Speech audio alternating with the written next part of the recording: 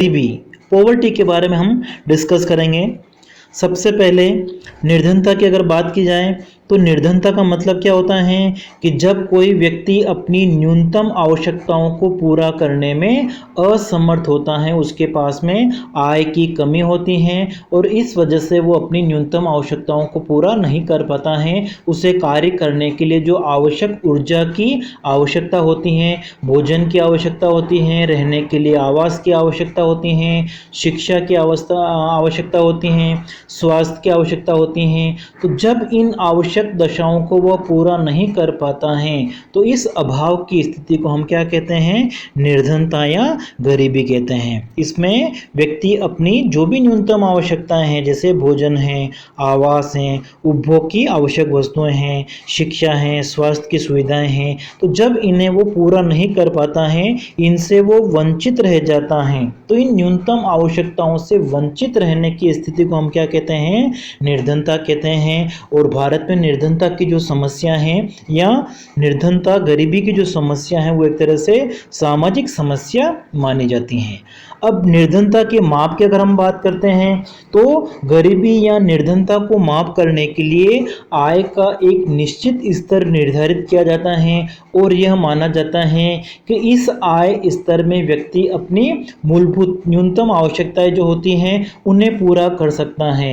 इस आय स्तर को हम क्या कहते हैं? गरीबी रेखा कहते हैं, पॉवर्टी लाइन कहते हैं। और जब व्यक्ति अपनी इस न्यूनतम आवश्यकताओं को पूरा नहीं कर पाता है, जब उसकी आय का स्तर नीचा स्तर होता है, व्यय का जो स्तर है वो कम होता है इस आय के स्तर से, गरीबी रेखा से, तो उसको गरीब के रूप में परिभाषित किया जाता है। और समय समय पर अगर हम देखते हैं अर्थव्यवस्था में मुद्रास्फीति की स्थिति आ जाती है, तो मुद्रास्फीति के साथ साथ में समय के बदलाव के साथ साथ में ये जो आय का स्तर होता है उस आय के स्तर में संशोधन किया जाता है और उसी के अनुसार गरीबी का अनुमान लगाया जाता है।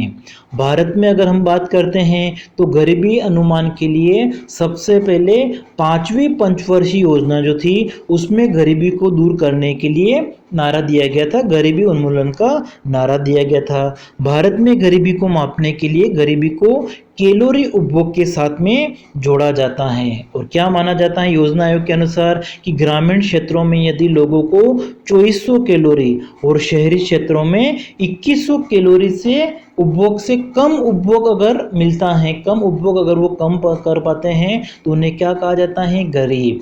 ग्रामीण क्षेत्रों में लोगों को न्यूनतम कैलोरी जो है वो कितनी मिलनी चाहिए? 2400।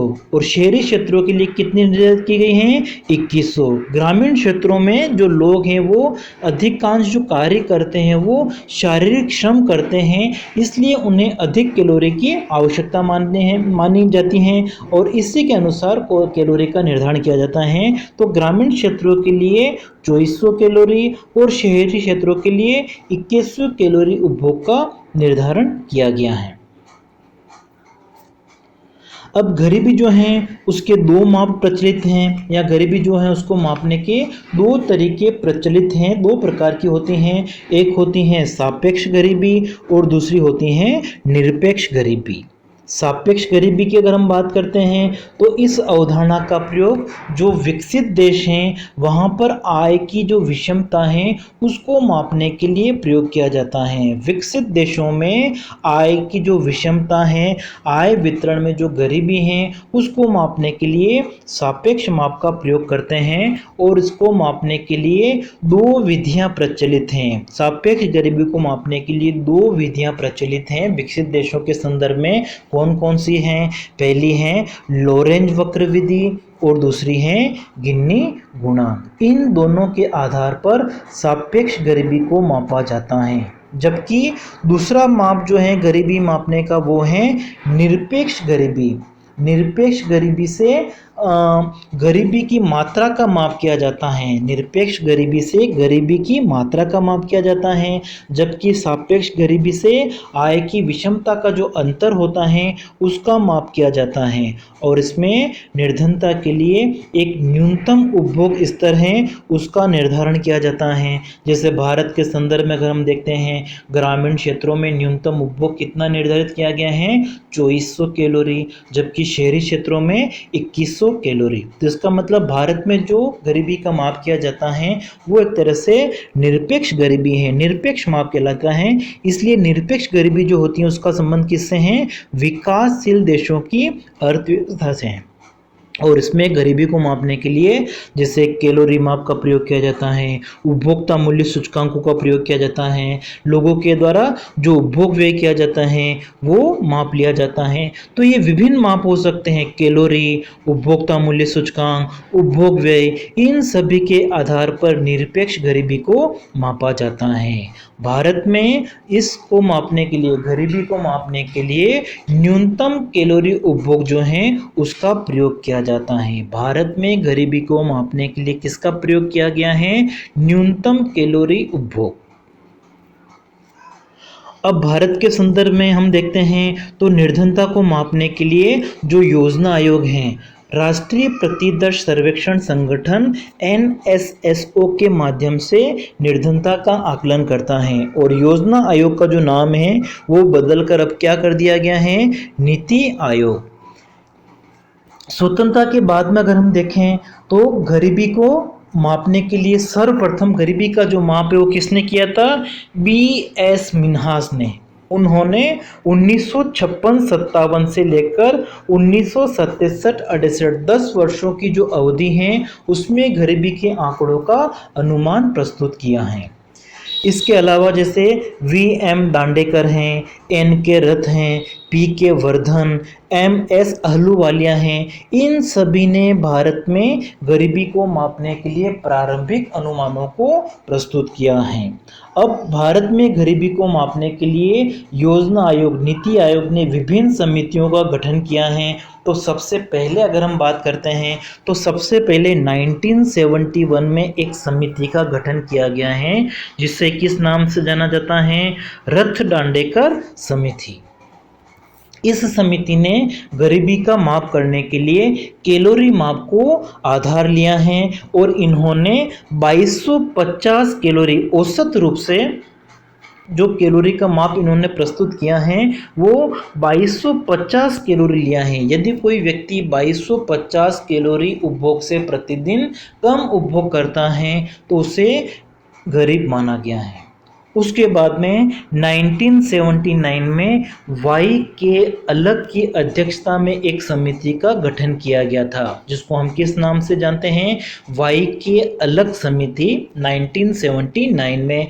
और इन्होंने भी गरीबी को मापने के लिए कैलोरी माप का प्रयोग किया है। सर्वप्रथम वैज्ञानिक रूप से अगर हम गरीबी गणना की बात करते हैं तो वो की थी वाई के अलग समिति ने 1979 में। और इन्होंने गरीबी को मापने के लिए ग्रामीण क्षेत्रों में न्यूनतम कैलोरी का जो निर्धारण किया है वो है 2400 कैलोरी, जबकि शहरी क्षेत्रों के लिए जो निर्धारित किया गया है वो कितना है, 2100 कैलोरी। तो वाई के अलग समिति जो है उनका गठन 1979 में योजना आयोग, जिसका नाम वर्तमान में है वित्त आयोग, नीति आयोग है, तो उन्होंने गरीबी को मापने के लिए कैलोरी माप का प्रयोग किया था।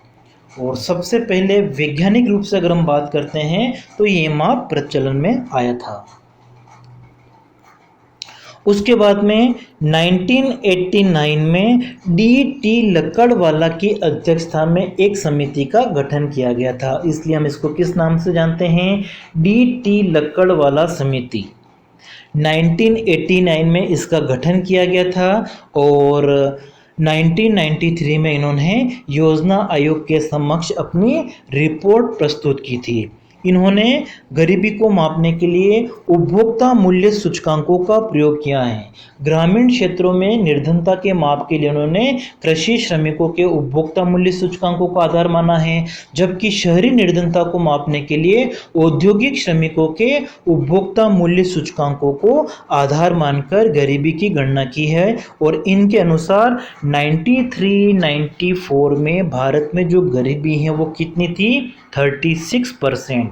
और ये 2004-05 में घटकर कितनी हो गई? 27%। लकड़वाला समिति के जो आंकड़े हैं उनके अनुसार 93-94 में गरीब कितनी थी? जो लोग गरीबी रेखा से जीवन नीचे यापन करते थे उनका प्रतिशत कितना था? 36%। और 2004-05 में ये प्रतिशत, गरीबी का जो प्रतिशत है वो घटकर कितना हो गया है? 27%। इसके बाद में 2005 में तेंदुलकर समिति का गठन किया गया था।